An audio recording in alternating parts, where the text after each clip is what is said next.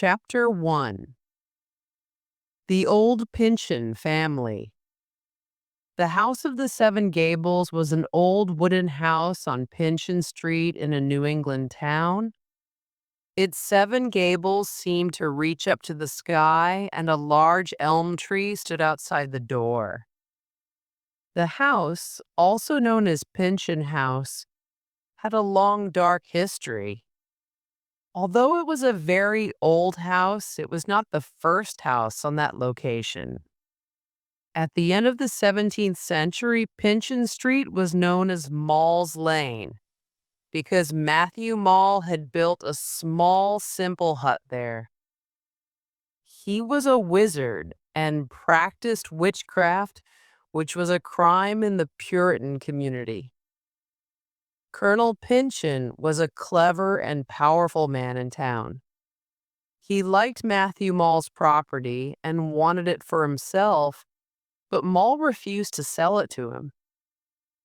The colonel was a very determined man, and Maule was very stubborn, so the disagreement lasted for a long time. After several years, Colonel Pyncheon accused Matthew Maule of witchcraft and decided to hang him. It was a horrible death sentence. On the day of the hanging, all of the important people from the town came to watch and cried out passionately against witchcraft. Colonel Pyncheon was there, sitting on his horse, shouting loudly, too. Matthew Maule pointed a finger at him and said, "God will give him blood to drink." This was Maule's curse, which followed the Pyncheon family for centuries. After Maule's death, Colonel Pyncheon built a huge family home where Maule's small hut had been. The townspeople couldn't understand why he wanted to build a house on a place which was cursed, but the colonel was a determined man, and he began living there.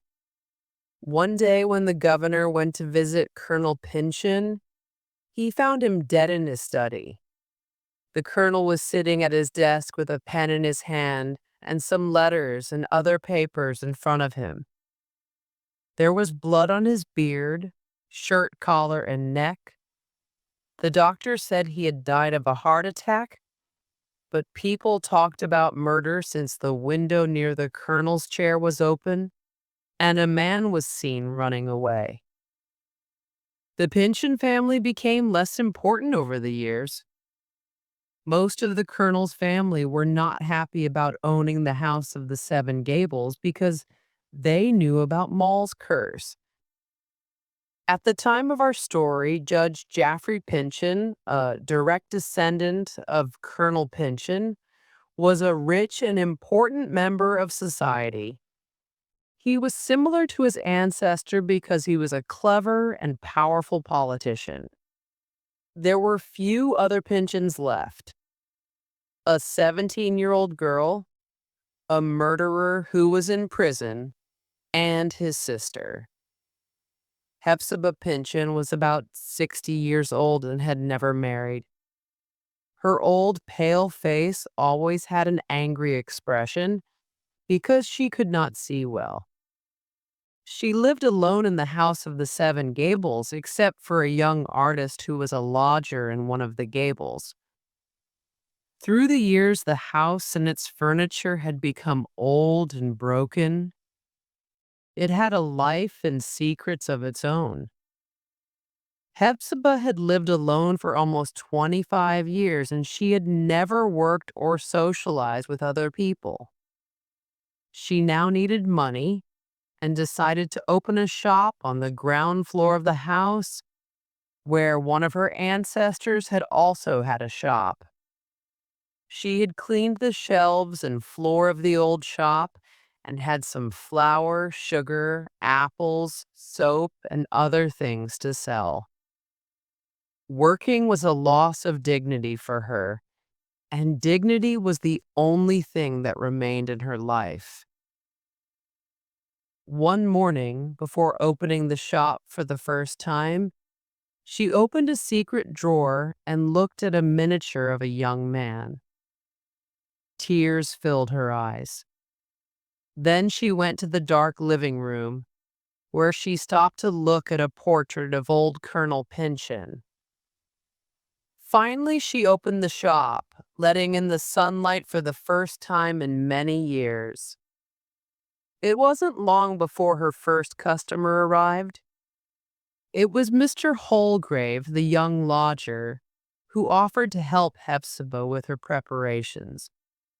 Mr. Holgrave was a thin man with a brown beard and a short brown mustache. He was a daguerreotype artist and took pictures of people.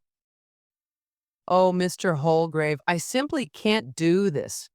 I'm too old and I'm only a woman. I've been living here for 25 years and I've never worked.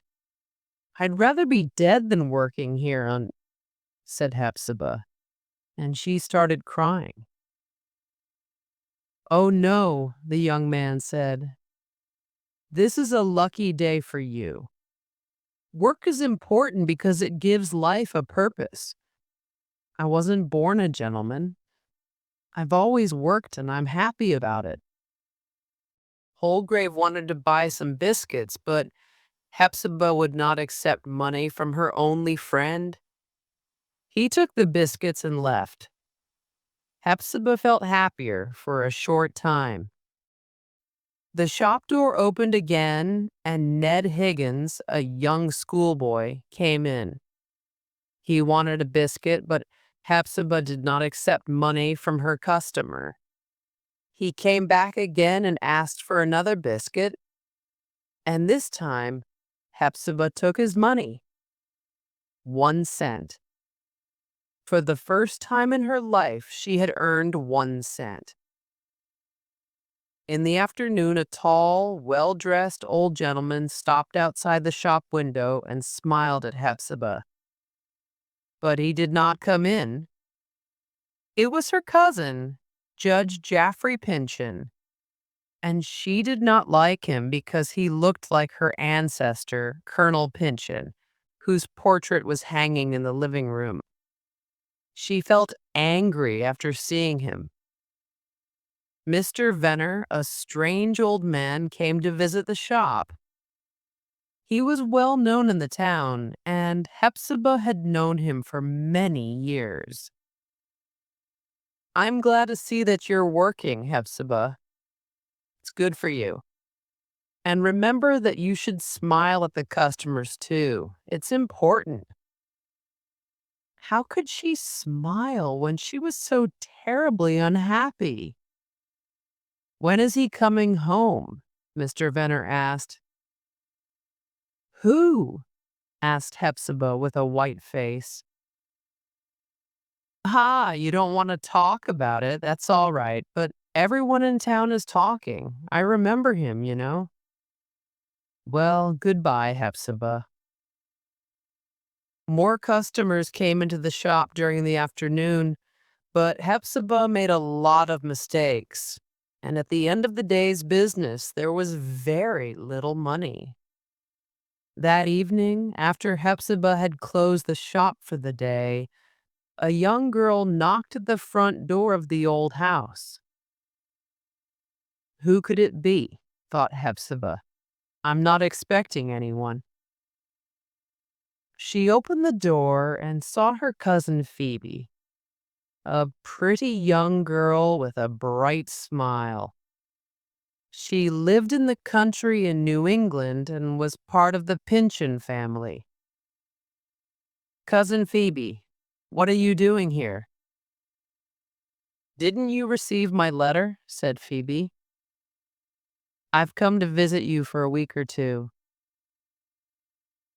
"Please come in, little Phoebe," said Hepzibah. "You can stay for tonight, but this isn't the right place for you. You're young and cheerful, but this house is dark and cold and sad, and I'm just an old woman." "Oh, Cousin Hepzibah, I want to work and help you with many things. I know you're a good girl, but I must ask the master of the house about this." "Who is the master of the house, Phoebe asked. "Have you ever heard of Clifford Pyncheon?" He's my brother. Yes, I've heard that name, but isn't he dead? Perhaps he was, Hepzibah said sadly. But in this old house, dead people return. Chapter 2. Young Phoebe. The pale morning light woke Phoebe up. For a moment she didn't know where she was, but then she remembered as she looked around the room at the heavy curtains and tall, uncomfortable-looking chairs. She got up, went to the window, and looked down at the garden where she saw a tall rose bush. The wonderful smell of roses came in through her window. What a beautiful garden. I want to look after it, she thought. She got dressed and went to the garden where she picked some white roses for her room. She moved the furniture around, opened the window, and let the morning light in. The room, which had been gloomy, suddenly looked bright and cheerful. She was ready to go downstairs again when Hepzibah called her. "Cousin Phoebe, come to my room." Phoebe went to her room. "I don't think it's a good idea for you to stay here with me," Hepzibah said. "This house is too sad for a young person." "But, dear cousin," Phoebe replied, "I think that we'd live together very happily." "You'd waste away your young days, and anyway, I can't decide who lives at Pyncheon House. Its master is coming," Hepzibah said, and she showed Phoebe a small picture of a handsome young man. "He has the sweet face of a child," said Phoebe. "He's Clifford Pyncheon," said Hepzibah. They went downstairs to the kitchen where Phoebe made breakfast. The young girl worked well in the kitchen, and Hepzibah was pleased. During breakfast, the shop bell rang, and Hepzibah put down her cup of tea. "Oh, don't trouble yourself, Cousin Hepzibah," said Phoebe with a cheerful smile. "I'll be the shopkeeper today." "You," said Hepzibah. "What can a country girl know about a shop?" "You'll see how well I do," said Phoebe as she walked out of the kitchen. Hepzibah watched Phoebe working hard in the shop. She could see that Phoebe was a much better shopkeeper than she was. She said, "My dear cousin, you're good in the shop and you're good in the kitchen, so you can stay." "Oh, thank you, Cousin Hepzibah," said Phoebe. Hepzibah looked at her young cousin and thought, "She's not an educated lady, but she's a nice girl." Phoebe worked in the shop all day with customers that came and went. When the shop closed for the night, she said, "Cousin, we need biscuits, fruit, toys, and candy. We've sold a lot today. Look at the mountain of coins."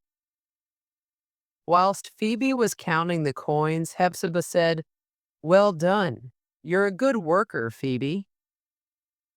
"Yes, well done," said Mr. Venner, who was in the shop for the third or fourth time that day. "What a clever girl. You are lucky, Hepzibah, to have such a bright young worker." "Yes, Phoebe is a nice girl," replied Hepzibah. "But, Mr. Venner, you've known the family a great many years. Can you tell me whether there ever was a Pyncheon like her?" "I don't believe there ever was," answered the old man. "Or if there was, it never was my luck to see them. I've seen a lot of the world, and I never knew anyone to work so well as this child Phoebe does." That evening, Hepzibah showed her young cousin around the gloomy house and told her of the ancient curse and other family legends. Phoebe saw the old portrait of Colonel Pyncheon, which she immediately disliked because of his cruel face. Hepzibah told Phoebe about beautiful Alice Pyncheon, who had lived there a century before and who had loved the white flowers in the garden. Alice, whose ghost now haunted the house of the Seven Gables, died mysteriously, perhaps because of the curse. Then Hepzibah began talking about Mr. Holgrave and his strange friends. You know, Phoebe, I think he practices black magic in his room. I'm afraid of him. But if you think he is dangerous, why don't you send him away? Asked Phoebe. I have thought about it, but he's a kind person, and he's the only friend I have. One day after tea, Phoebe went to the garden and looked at the flowers and vegetables that were growing in the black earth. It was clear that someone looked after the garden. I wonder who works here, said Phoebe, talking to herself. It certainly isn't Cousin Hepzibah. It's me, said the voice of a man behind her. She turned around and saw a handsome young man. Hello, my name's Holgrave. I live in one of the gables and I like working in the garden when I have time. My name's Phoebe Pyncheon. Are you a gardener? No, but I like nature and it's refreshing to work here. I'm a daguerreotype artist. I take pictures of people. Daguerreotypes bring out the secret character of a person. A painting can't do that. He took a daguerreotype miniature out of his pocket. Phoebe looked at it and said, I know that face because its cold eyes follow me all day. It's my Puritan ancestor whose portrait is in the living room. You copied it without its black cap and gray beard, and you gave it modern clothes. But I don't think he looks any better with your changes. No, I didn't copy it. This miniature is the picture of a member of your family who is still living. He looks like a kind, friendly man, but the miniature shows his true nature. Look at his eyes and his mouth. He's cold and evil. Holgrave and Phoebe worked together in the garden until it was almost dark. It's time to stop working, said Holgrave. Good night, Miss Phoebe Pyncheon. One day, if you put a flower in your hair and come to my studio in Central Street, I'll take a picture of you. Phoebe went into the dark house and found her cousin sitting in the living room. Shall I light a lamp, Cousin Hepzibah? Yes, if you please, dear child, answered Hepzibah. Phoebe lit the lamp, but the corners of the room were still dark. She thought she heard a strange voice coming from one of the dark corners. Cousin, said Phoebe, did you speak to me just now? No, Phoebe, said Hepzibah. Please go to bed now. You must be very tired. She kissed her young cousin, and this pleased Phoebe. Good night, cousin, said Phoebe. She went to bed, but did not sleep well that night. She could hear heavy footsteps on the stairs outside her room and Hepzibah's voice. Chapter 3. The Guest. The next morning, Phoebe woke up to the sound of two birds in the pear tree outside her window. She went down to the kitchen and found Hepzibah reading a cookbook. She held it close to her nose because her eyesight was very poor. Phoebe, who was very good in the kitchen, made the coffee and cooked something hot for breakfast. There were flowers and 3 chairs at the breakfast table in the living room. Why are there 3 chairs this morning? Phoebe asked herself. And why is Hepzibah behaving so strangely? The old woman was upset and soon started crying. Oh, forgive me, dear child, said Hepzibah, crying. What's happening? Asked Phoebe. Hepzibah took the young girl's hand in her own and said, He's coming. Let him see you first, Phoebe. You're young and cheerful. He has always liked bright faces, and mine is old now. Pull the curtains so that the sunshine can come in. He likes the light. I can hear him. He's coming. Whatever happens, be cheerful. Hepzibah threw open the door, and there was an old man with long gray hair. Was this the man in Hepzibah's picture? Dear Clifford, this is our cousin Phoebe Pyncheon, said Hepzibah. She is Arthur's only child, and she is visiting us from the country. I don't remember Phoebe Pyncheon, said Clifford, who was confused. Come, dear Clifford, take this chair, said Hepzibah, leading her brother to his place. Now let's have breakfast. Clifford moved slowly and did not talk much, but he liked the food and the coffee. Phoebe looked at him carefully and thought, Yes, it's the same man I saw in the miniature. But where did he come from? Is this you, Hepzibah? He said sadly. How you have changed. Are you angry with me? Angry, she repeated. Angry with you, Clifford? Oh no, there's nothing but love here. You're home now. Clifford smiled weakly and tasted his coffee. More, he cried. This is what I need. Give me more.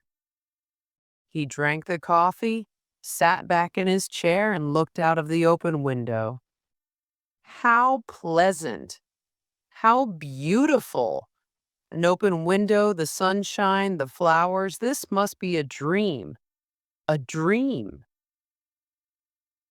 Clifford had always loved beautiful things, and now he needed them because he had been in prison for the past 30 years.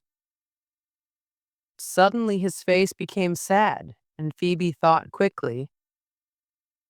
Cousin, here's a rose from the garden, she said, giving him a red flower. Ah, let me hold it, he said eagerly. Thank you, my kind young girl. This rose makes me feel young again. He looked around and saw the painting of old Colonel Pyncheon on the wall. Hepzibah, he cried, why do you keep that horrible portrait on the wall? He's the evil man of this house. Take it down. Dear Clifford, said Hepzibah sadly, you know I can't take it down. Then please cover it. I don't want to see that face. A noise came from the shop. It was the shop bell.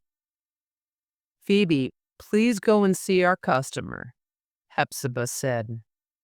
She looked at her brother and said, Clifford, I opened a shop in the front room because we're very poor.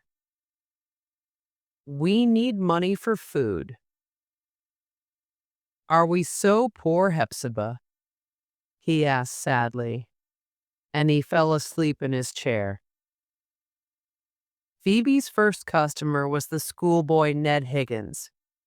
He bought some things for his mother and left.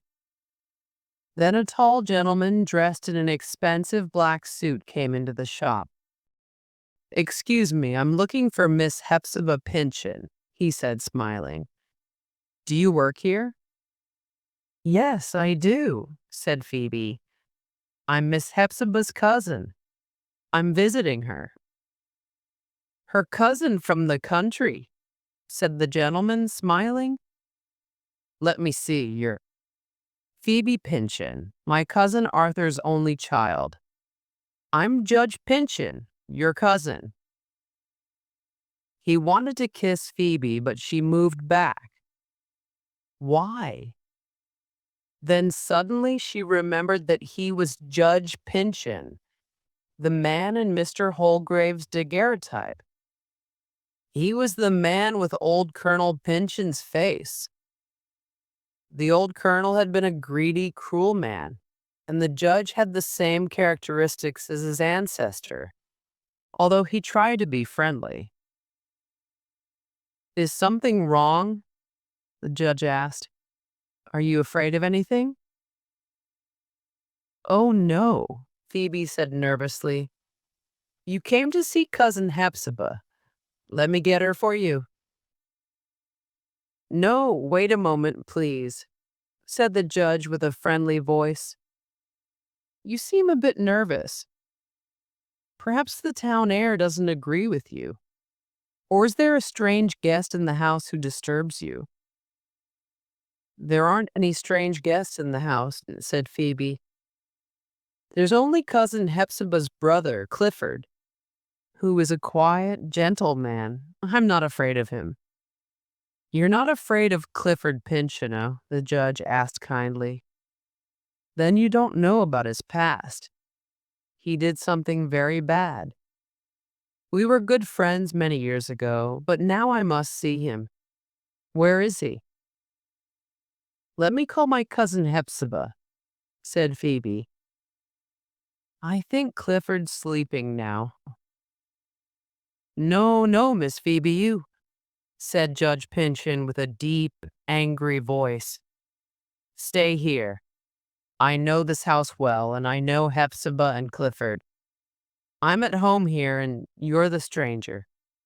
Ah, here is Hepzibah." Hepzibah had heard the judge's deep voice and came to the entrance. She looked at him with her small, cold eyes. "Hepzibah, my dear cousin, how happy I am to see you," said the judge. "Clifford is finally home, and you have something to live for. We all love Clifford, and I want to help him. He can come to my home in the country and enjoy his life. I can give him all the beautiful things he likes and the best food. I want to make him happy. Let me see him." When Phoebe heard this, she wanted to give Judge Pyncheon a kiss, but Hepzibah's face was darker than ever. "Clifford is not ready to receive visitors," said Hepzibah angrily. "Visitors? Do you call me a visitor? I'm his cousin. Don't refuse my generous offer. I'm here with an open heart. You can't keep your brother in this dark old house when he could enjoy the beauty and comfort of my country home. The country air will do wonders for him. And you and I, dear Hepzibah, will watch together and work together to make our dear Clifford happy. Why should we talk further about what is both my duty and pleasure? Come to me at once." "Clifford has a home here," Hepzibah said.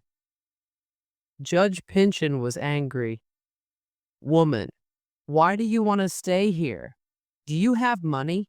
"No. Why am I talking to you? You're only a woman." "I want to talk to Clifford." "Where is he?" Hepzibah stood in front of the door and did not move.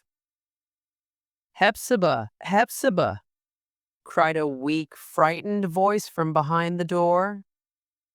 "Go down on your knees, kiss his feet. I don't want to see him. Please, please." The judge was angry and took a step towards the door, but then he stopped. "Clifford isn't well now, so I can't think of insisting. I can talk to him another time," he said, smiling. "But I shall watch over his well-being as if he were my own beloved brother. I wish only for your acceptance of my kind offer." As soon as the judge left, Hepzibah's face became white, and she put her head on the young girl's shoulder. "Oh, Phoebe," she said, "that man has been the horror of my life. Will I ever have the courage to tell him this? Is he very bad? asked Phoebe, who was confused. His offers were generous and kind. He doesn't have a heart, said Hepzibah. Now go and talk to Clifford. He likes you. I'm going to work in the shop. Phoebe did not know what to think. Is the judge an evil man? She thought. Can men of his respectability be anything other than correct and fair? He's important and seems to be kind and generous. I don't know what to believe. Perhaps Cousin Hepzibah is just old and bitter and lives with her memories of the past. Chapter 4. Clifford and Phoebe. For years, Hepzibah had looked forward to spending her life with the brother she loved so dearly. She had waited patiently for him, and now she wanted to make his life warm and happy. She opened an old bookcase and took out several books that she had enjoyed reading many years before. She tried reading to Clifford, but he wasn't interested in the books and he did not like the sound of her hoarse voice. She tried to find other things to interest Clifford, but he was not grateful, and that made her sad. But worst of all, Clifford did not like Hepzibah's appearance. She had never been beautiful, but now with age and sadness, she was ugly and bitter. Clifford did not like her old dress and turban, her strange ways, and her angry look. He liked beautiful things, and Hepzibah knew it. She wanted to improve her appearance with some ribbons on her turban, but she knew that it wouldn't change anything. Therefore, she turned to Phoebe, who was young, lovely, and cheerful. To Clifford, Phoebe represented all women, with her youth, beauty, and laughter. Phoebe gave him the warmth and attention that he had lacked throughout his life, and Clifford was content just to know that she was near. As the days passed, Phoebe's presence became necessary to the daily lives of Clifford and Hepzibah. She brought hope and beauty to the dark old house with its curse and its ghosts. Clifford liked to sleep late in the morning, so Hepzibah stayed with him while Phoebe worked in the shop. There were always more customers in the shop during the morning hours because Phoebe was there. In the afternoons, Hepzibah worked in the shop, and Phoebe stayed with Clifford. She often took him into the garden where they talked about flowers and things of beauty. Clifford had forgotten about the wonders of nature, the flowers, the vegetables, the birds, but he rediscovered them. Phoebe also read to him with her musical voice. It was not easy for Phoebe to understand this childlike man with a mysterious and terrible past and no future. All he had was the present. On Sundays in the summer, Phoebe, Hepzibah, Clifford, Mr. Holgrave, and Mr. Venner always met in the garden and enjoyed the flowers, the sunshine, and the conversation. One Sunday, while they were all talking in the garden, Mr. Venner said, "Miss Hepzibah, I'd like you to come and visit my house in the country." "Mr. Venner is always talking about his house in the country," said Clifford. "Everyone would like to have a house in the country," said Phoebe. Phoebe and Clifford did not always go to the garden. Sometimes Phoebe used to take him upstairs to a room with a big window. Phoebe wanted him to look at life outside the house of the Seven Gables. The window looked down onto the street. Phoebe opened it and Clifford watched the street. He spent a lot of time sitting by this window and he saw how everything was different in Pyncheon Street now. He saw people coming and going and children playing games. He liked children because he was like a child. The noise of the train frightened him, but other things made him smile. When the organ grinder made music in the street, Clifford was delighted and said, "I can hear music. Beautiful music." The organ grinder had a monkey on his shoulder. It went up to the people and held out its hat, waiting for them to give it some money. Clifford moved closer to the window because he wanted to see the people walking to the sound of the music. "Now I'm going to walk with them," Clifford decided. He stood in front of the open window and started to climb out. When Hepzibah saw him, she screamed, and Phoebe pulled him back. Hepzibah started crying. "Clifford, are you mad?" cried his sister. "I don't know," Clifford said calmly. "I wanted to walk with the people." Clifford needed to be part of human life. Up until now, he had just been a frightened spectator. One Sunday morning, Phoebe was getting ready to go to church. The church bells were ringing loudly, calling out to the people. When Phoebe went out, Clifford and Hepzibah were sitting at the window watching her, and the neighbors walked towards the church. Phoebe turned around and waved at them. "Hepzibah, do you ever go to church?" asked Clifford. "No, Clifford," she replied. "I haven't been for many, many years." "I'd like to go to church because other people are there. I think I could pray with them," said Clifford. Hepzibah looked into his eyes, and she suddenly felt great affection for her brother. She wanted to take his hand and go to church, to be among people and with God again after so many years. She said, "Dear brother, let's go. We don't belong anywhere, but let's join the others and pray." So they put on their best old clothes and went downstairs together. They opened the front door and took a step outside. They felt that the whole world was watching them. They could not take another step. "It's too late, Hepzibah," said Clifford sadly. "We're ghosts. We can't live among human beings because we would frighten them. If we had lived like human beings all these years, we would have walked down the street like everyone else. But now we can only live in this old house with Maule's curse on it." Hepzibah understood her brother. They went back home and closed the door. Now the house seemed much gloomier than before. However, Clifford was not always unhappy. He enjoyed sitting at the window and watching the children play. He dreamed a lot about when he was a child, and sometimes he told Hepzibah and Phoebe about his dreams. One afternoon, he decided to blow soap bubbles. He had often blown soap bubbles with his sister when they were children.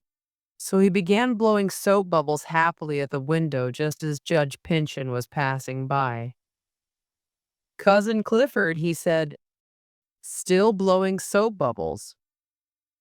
The judge's comment frightened Clifford, and he felt weak and confused.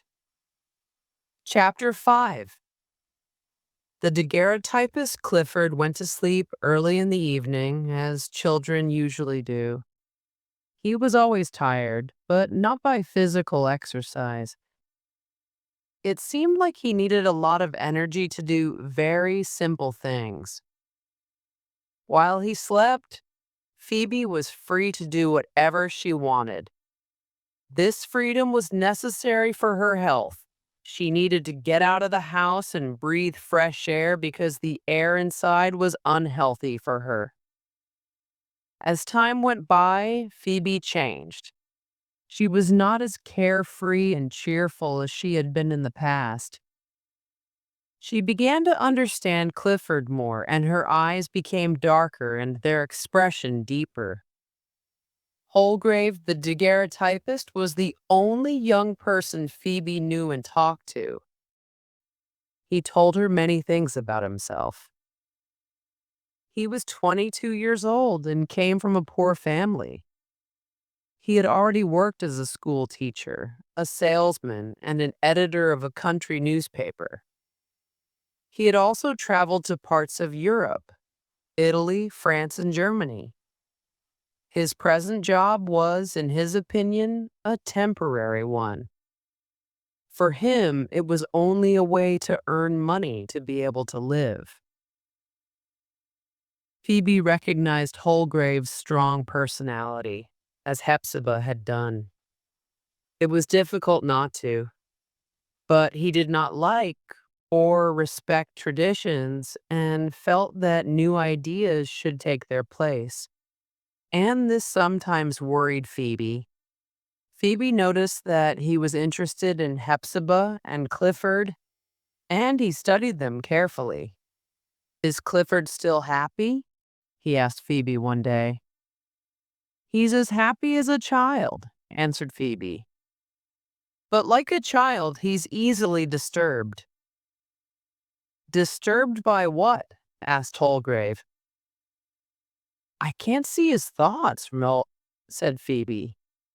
"His mood changes without any reason, just as a cloud comes over the sun. But I don't think it's right to search in his mind." "I would," answered Holgrave excitedly. "Why?" asked Phoebe. "What's Clifford to you?"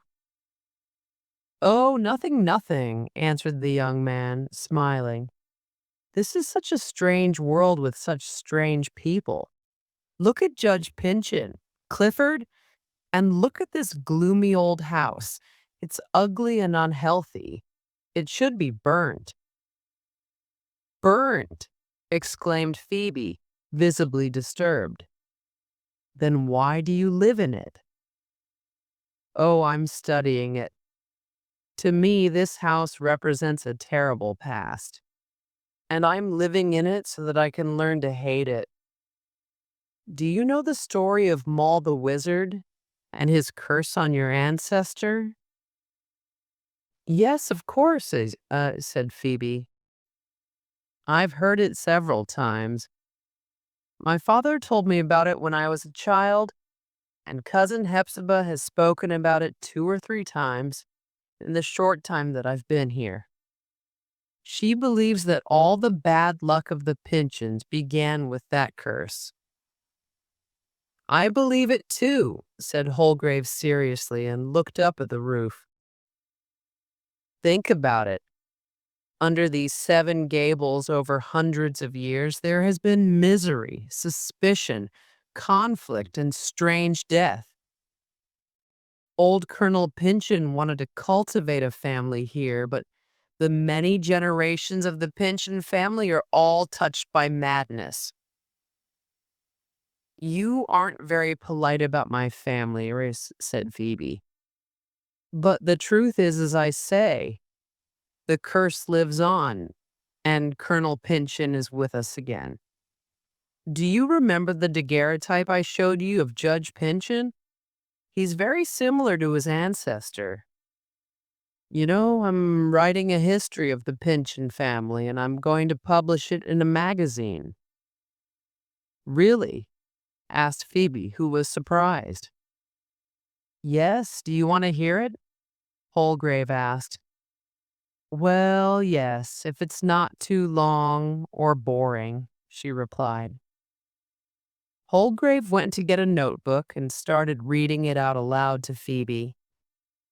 It was a long story about beautiful Alice Pyncheon and her meeting with a descendant of the Maule family who put a mysterious spell over her.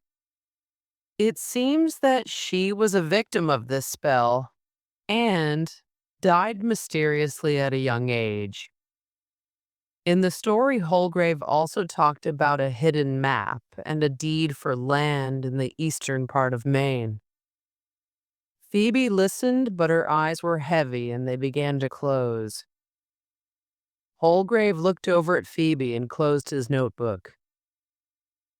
"Miss Phoebe, you're sleeping," he exclaimed. "Me sleeping?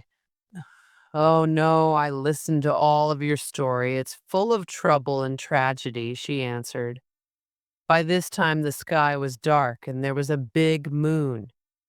In the silver light of the moon, the house looked less cold and gloomy. A gentle wind was blowing the plants in the garden, playing games with the moonlight. "What a beautiful evening," Holgrave said. "Yes, but I must go home now and help Cousin Hepzibah with her work," said Phoebe. "Miss Hepzibah told me you're going to the country tomorrow." "Only for a few days. My cousins need me here. I feel that this is my home now." "Yes, you're the only light in this gloomy house. Miss Hepzibah has lost all contact with society. She's already dead. And your cousin Clifford is too. If you go away, neither will survive. They both exist because of you, Phoebe." "How very sad," said Phoebe slowly. "But I want to help them as much as possible. You know, Mr. Holgrave, sometimes I think that you don't like them and don't care about them. You don't understand. I do care about Miss Hepzibah and Clifford, but not in the way you do. I don't want to help them, but I don't want to hurt them either. I only want to watch them, to study them, to understand the tragic life that has gone on in this cursed house for almost 200 years. I'm only a spectator, but I feel the end is near for them. I'd understand if you spoke more clearly," said Phoebe, who was disturbed. "And I wish you were more of a human being. How can you watch people suffer without wanting to help and comfort them? This old house is like a theater for you, and Hepzibah and Clifford are the actors of a tragedy. I don't like this, Mr. Holgrave." "Forgive me, Phoebe," he said, taking her hand, "but I'm attracted by the occult. You said the end is near. Do you know something that you're not telling me?" "I know nothing, but I see that Judge Pyncheon still keeps an eye on Clifford. He has already done a lot to ruin the poor man's life. The judge is a mystery to me. He's clever and powerful, but I don't know what he wants from Clifford." "I don't understand you, Mr. Holgrave," said Phoebe. "It's time for me to go. Good night." "Good night, my friend," he answered. Chapter 6. History repeats itself. Phoebe's stay at the house of the Seven Gables changed her young heart. She became familiar with sadness and regret. But on the morning that she left the big old house in Pyncheon Street, there were tears in her eyes as she looked at the garden from her bedroom window. She asked herself how, in such a short time, she had won so much love from Hepzibah and attention from Clifford. She went downstairs and said goodbye to her cousins, who were sad to see her leave. Then she left the house and went to her mother's house in the country. Soon after she left, the weather got worse and it started raining heavily. The dark sky and the rain made the house even gloomier. Phoebe was gone. The weather was bad and it was impossible to go out into the garden. Clifford became very sad, and Hepzibah was certainly not good company for him. To make things worse, the shop lost many of its customers. One day, Judge Pyncheon came to visit the shop. "How are you, Cousin Hepzibah? And how's dear Clifford?" he asked with a friendly smile. "Can I do anything to help you and Clifford?" Do you need anything? You can do nothing for us, Hepzibah answered coldly. We don't need anything. Let me see Clifford, said the judge. He's always alone. Clifford is in bed and you can't see him. What? Is he ill? I must see him then. What if he dies? He isn't in danger of death, said Hepzibah bitterly. Cousin Hepzibah, your bitterness against me is unfair. You know nothing about my kind and generous heart. I want to help dear Clifford. I'm not his enemy. I'm his friend. In God's name, you can't say these false things, cried the old woman angrily. You hate Clifford. Have the courage to say it. You put Clifford in prison and ruined his life. Hepzibah finally had the courage to speak the truth. Judge Pyncheon remained calm and said, Are you too blind to see the truth? Remember, Hepzibah, I opened the prison door for him. I set him free. And now I can decide whether he will remain free. Hepzibah's face became white. What do you mean? What do you want from Clifford? Why can't you just leave us to continue our lives? The judge looked at his cousin with cold eyes. Before my uncle's death, Clifford told me he knew where the secret map and land deed were hidden.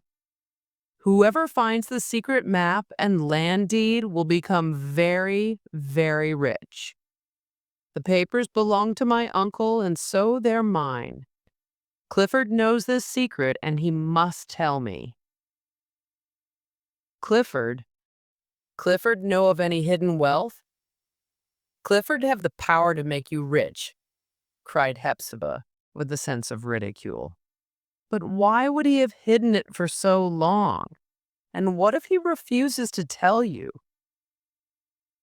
My dear cousin, said the judge calmly, I've watched Clifford's strange behavior since he returned from prison. And your neighbors have noticed it too. If he refuses to tell me his secret, I'll send him to a mental hospital for the rest of his life. I don't believe it, cried Hepzibah. Cousin Jaffrey, you are mentally ill, not Clifford. Where is your heart? You are an old man. The hair on your head is white. Why do you want more money? You are already very rich, but you are horribly greedy. You want to do the same thing your ancestor Colonel Pyncheon did hundreds of years ago. You want to hurt a poor person who has already suffered a lot because you are so greedy. Woman, you don't know what you're saying, said the judge loudly. Now I must either see Clifford or I must do something worse. You are responsible for your brother's future. You have no pity, cried Hepzibah.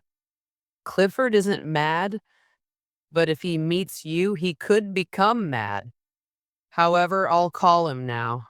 Be kind to him. Remember, Jaffrey Pyncheon, God is watching you.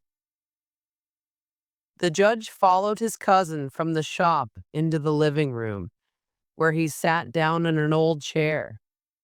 The chair had been in the old house since it was built, and many of the judge's ancestors had sat in it before him.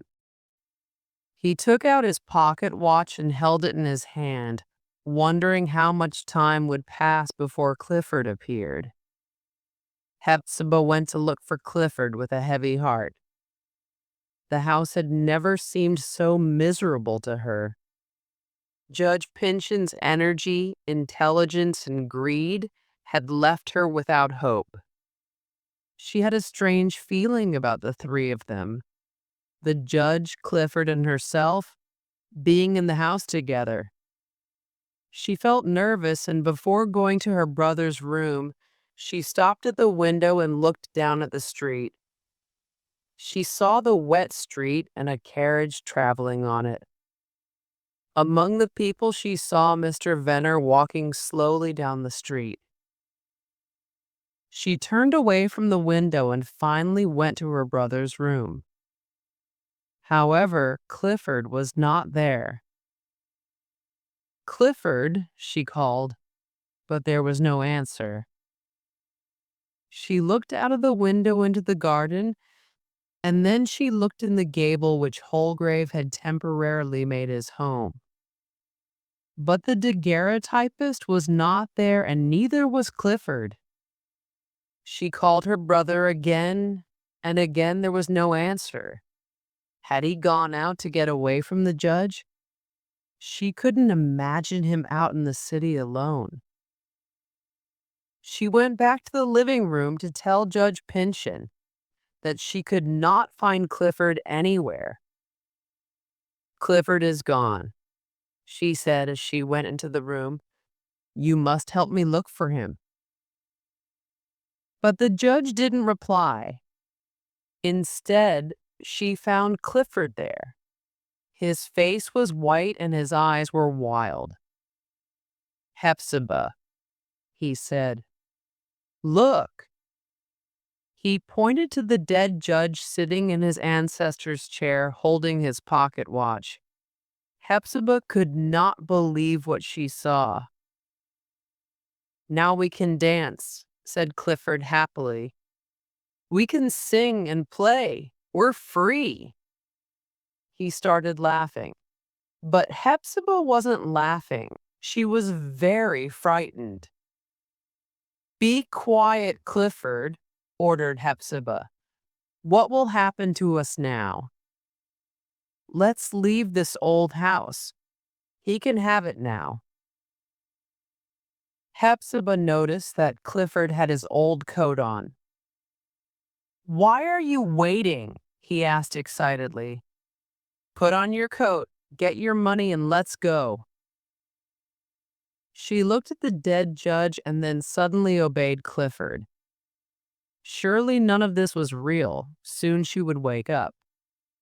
But she didn't wake up, and they left the house and went out into the street, leaving Jaffrey Pyncheon in his ancestor's chair. Clifford took his sister's hand and they walked to the train station. Chapter 7. The Ghost's Escape. They hadn't left the safety of the big old house together for years, and Hepzibah felt lost. She looked at her brother as they walked and saw great excitement on his face. The weather was terrible and there were very few people around. Therefore, Hepzibah and Clifford didn't attract much attention as they went to the train station. Certainly no one could guess the secret that they were carrying with them. As they walked, Hepzibah asked herself, "Am I awake?" They got to the train station and got on a train without any problems. They sat down and Hepzibah whispered in her brother's ear, "Clifford, is this a dream?" "A dream, Hepzibah," he repeated, almost laughing in her face. "Oh, I've never been more awake." As the train moved on through one village after another, they looked at the world around them. They watched the people inside the train, too. Some sat reading quietly. Some children were eating sweets, and a group of girls was throwing a ball from one side of the train to the other. Clifford was excited by all the activity. It was life itself. But Hepzibah was worried. "You're not happy, Hepzibah," said Clifford. "You're thinking about that gloomy old house and Cousin Jaffrey. But now we're free. We're out in the world, in the middle of life. Let's be happy." When they were in the big old house, Hepzibah had looked after her brother, but now Clifford was in charge. The conductor passed by and Clifford gave him some money. "Where are you going?" asked the conductor. We'll go as far as the train will take us. We're riding for pleasure, said Clifford. The new experience gave him energy and life, and he started talking to the people on the train. Clifford, please be quiet. People will think you're mad, whispered his sister. You be quiet, replied Clifford. I'm not mad, and for the first time in 30 years I can express my thoughts, and I will. When the train reached a small station, they got off and started walking around. Judge Pyncheon remained in the house of the Seven Gables. He was dead, but his eyes remained open. He held his pocket watch in his left hand. It wasn't possible to see the time, but the watch continued to move. You could hear it. He had an appointment with his doctor that day because he had not been feeling well. And that evening, he had a meeting with some of the other important men of the town because he wanted to become governor. The next morning, Mr. Venner woke up early and went to the shop on Pyncheon Street, but it was closed. Another woman came to the shop, hoping to find Hepzibah. Good morning, Mr. Venner, said Holgrave, looking out of the window of one of the gables. I'm glad to see you, Mr. Holgrave, replied Mr. Venner. There's a strange, lonely air around this house today. Where is everyone? I don't know, said Holgrave. It's very strange. Several adults and children stood outside the old house asking about Hepzibah and the judge. Where were they? During the morning, other people came to the shop looking for Hepzibah. The baker came to deliver the bread, and the butcher brought some meat, which he had chosen especially for Clifford. But they found the shop closed. The organ grinder came down Pyncheon Street, followed by the sound of his music and a lot of children. They stopped outside the house, wondering where its inhabitants were. Half an hour after the organ grinder had left, Phoebe arrived. She tried to open the front door. No, Phoebe, screamed Ned Higgins, the schoolboy. Don't go in. There's something bad in there. Don't go in. Phoebe went to the back door, but she was afraid. She knocked and it suddenly opened, but she did not see anyone. It's probably Hepzibah, she thought. It was dark inside the house, and she felt a hand take hers. This isn't Hepzibah's hand, Phoebe thought. She turned around and saw Holgrave. The daguerreotypist looked paler than usual. He smiled at her. Where are Hepzibah and Clifford? She asked. Something terrible has happened. No, no, Phoebe, said Holgrave. Listen to me. Do you remember this? He showed her the daguerreotype of Judge Pyncheon, which he had once shown her. It's Judge Pyncheon, said Phoebe. And here's the same face that I took half an hour ago, said Holgrave, showing her another miniature. But this is death, she said. Judge Pyncheon is dead. Yes, and he is sitting in the living room of this house, Holgrave said. Clifford and Hepzibah have disappeared, and I don't know anything else. The young girl was frightened. Why haven't you opened the doors and asked if there are witnesses? She asked. We must think about what's best for Clifford. He and Hepzibah made the mistake of running away. Poor Clifford, the police will suspect him. Clifford? Asked Phoebe. Perhaps you don't know the whole story, said Holgrave. Clifford went to prison for 30 years because he was accused of his uncle's death. But Clifford didn't murder him, and he didn't murder Judge Pyncheon. You see, old Colonel Pyncheon, Clifford's uncle, and Judge Pyncheon all died in the same way because they all had the same problem: a bad heart. That was Maule's curse. "Then Clifford is innocent," cried Phoebe. "We must tell everyone. Let's open the doors and tell our neighbors the truth." "You're right, Phoebe," said Holgrave, but he did not move. He looked at Phoebe lovingly and said, "The presence of a dead man in this house threw a great black shadow over everything. The world looked evil and unfriendly, and my past life seemed dark and lonely. My future seemed sad and hopeless. But then you came into the house this morning and brought warmth and hope. Dear Phoebe, I love you." How how can you love a simple girl like me?" asked Phoebe, looking at Holgrave. "You are my only happiness," answered Holgrave. "Do you love me, Phoebe?" "Look into my heart," said Phoebe. "You know I love you."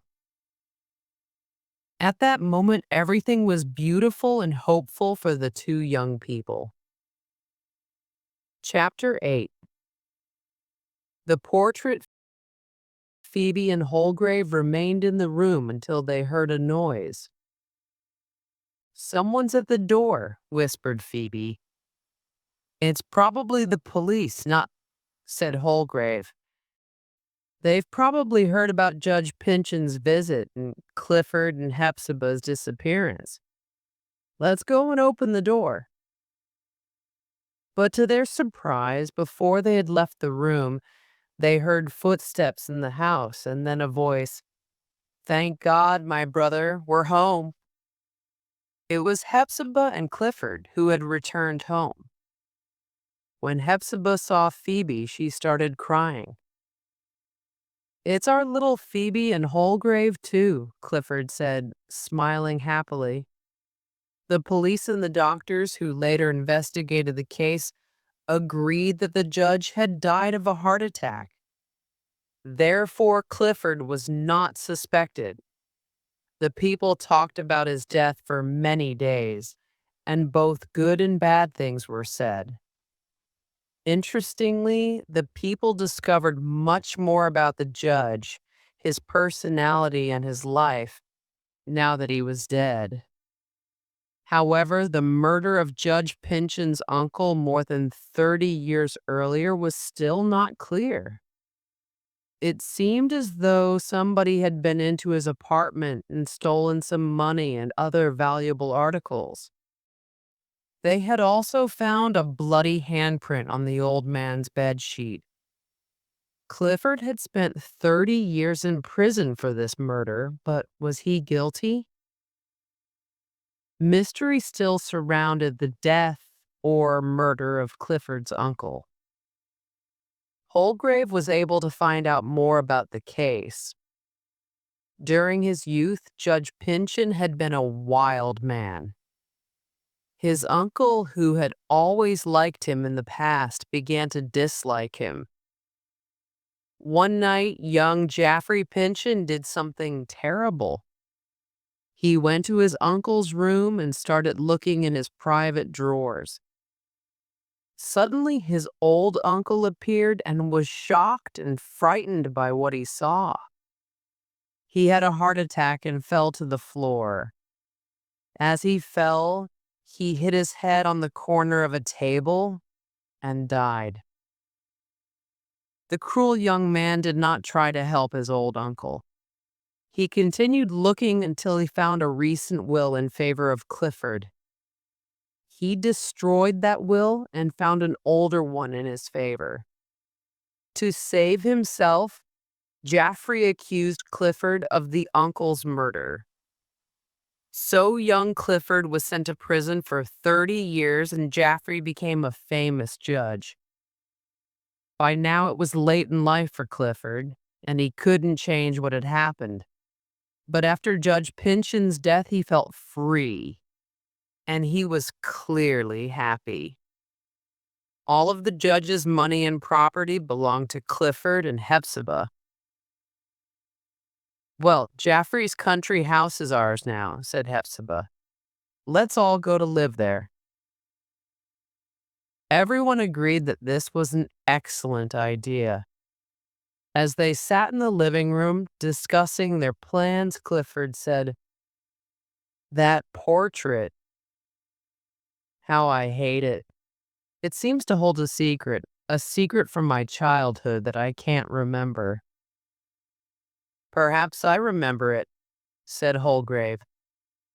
"You see, there is a secret mechanism behind the portrait." "That's it!" exclaimed Clifford.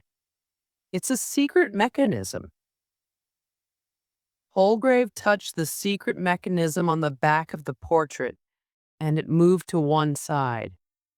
There was a small hiding place in the wall, and the secret map and land deed were hidden there. Holgrave examined the old Indian map and the land deed. Everyone was amazed. "This is what the Pyncheons have wanted for centuries, and now they're worth nothing," said Holgrave. "Poor cousin Jaffrey," exclaimed Hepzibah. "He died thinking that Clifford had discovered his uncle's money." "How did you know this secret?" asked Phoebe. "My dear Phoebe, my last name is Maule," replied Holgrave. "Yes, I'm a descendant of Matthew Maule the wizard. But I'm not a wizard. The son of poor Matthew Maule was one of the men who built this house. He made the secret hiding place behind the portrait and hid the map and deed there. He was sure no one would find it." A handsome green carriage stopped in front of the old house. The group of happy people were chatting and laughing together. Clifford and Hepzibah turned around and looked for the last time at their family house without any emotion. Several children had come to see the unusual sight. Hepzibah recognized Ned Higgins, her first customer, and gave him a handful of silver coins. Then they got into the carriage and drove away to their new home in the country. The long feud between the Pyncheons and the Maules had finally ended thanks to Holgrave and Phoebe's love. As the carriage drove off, two men looked at each other and one said, "Well, what do you think of that? Hepzibah opened a scent shop a few months ago and now she's rich." "Very good business," said the other man.